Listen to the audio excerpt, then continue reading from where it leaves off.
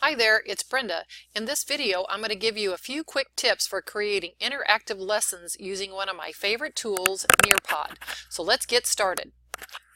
Tip number 1, don't forget that Nearpod is loaded with interactive lessons just ready for you to use. So let's take a look. When you first log into Nearpod, simply click the Explore button and start searching for lessons. You can either filter by subject or grade or resource type, or just start looking through some of the new material. Nearpod has partnered with several major educational publishers to create high-quality interactive lessons that include simulations, VR experiences, practice resources, and more.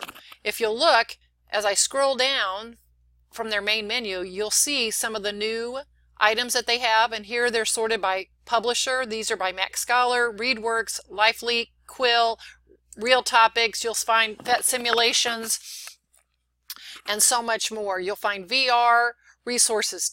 Take a chance to look at these. Remember that they're all customizable. Once you add it to your library, you can add and remove information as needed.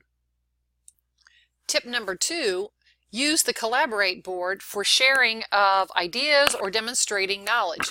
It's really simple to do. So I'm now in my library and I'm going to open up one of my Nearpod lessons by simply selecting the Edit button. Between any two slides, I just left click and I can add either content or an activity. In this case, I'm going to add an activity and I'm going to add the Collaborate. I simply need to put a topic and add a description. So I've created an example for an Algebra 1 class for giving me a two-step equation example. I want them to write a two-step equation and give me the solution. Now, as students see this when I'm giving my lesson, they can all just click and they'll collaborate, can see each other's text and images, and everyone has to participate. As a teacher, you will be able to approve ahead of time if you want students to immediately post and see each other's responses, or you want to approve before they're posted. Simply click Save, and you're ready to go. Quick tip number 3. There's no need to have students jump to another website outside of Nearpod and make sure that they're all there. You can simply embed your web content right within your lesson. So I have a lesson on photosynthesis that I want to incorporate some Quizlet flashcards. So I'm going to go to my Edit option. Wherever I want to embed these practice cards, I'm going to simply click between the two slides, Add slide, add content. Now I'm going to do web content. Here is my Quizlet option, so let me share this link. So when I share it, just simply press Control-C and Control-V, save it, and now embedded within my lesson, students will automatically be able to go to the Quizlet site. Quick tip. So here I've got a simple pronoun practice that I want the students to work through Nearpod so I can see all the responses at one time. For me, I'm just going to snip this little tool. So let's just snip this.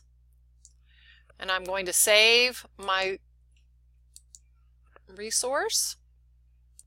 And I want to add this activity to my Nearpod. So I'm going to click at the location where I want this added. I'm going to add a slide, add activity. This is a draw it activity.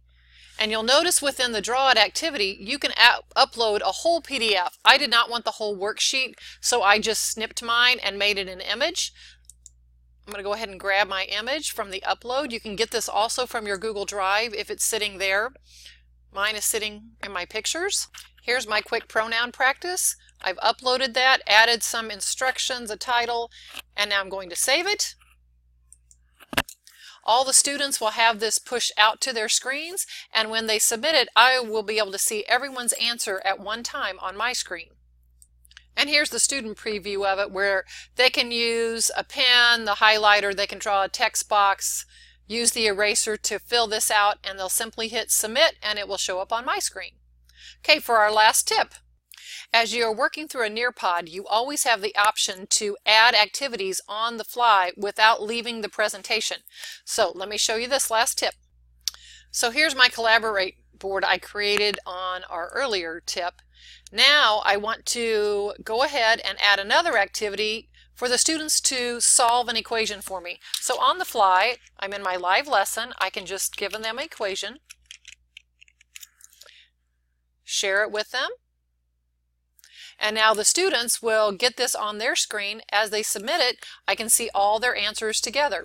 Easy. On the Add Activity option, you can link to a website. Instead of them having to type in the URL, you can just add the link right here in your web content. You can add a discussion question, open-ended question, a draw it, upload your PDF, JPEG, or just type in something, a complete slide with information if you need to put reminders, or some true-false.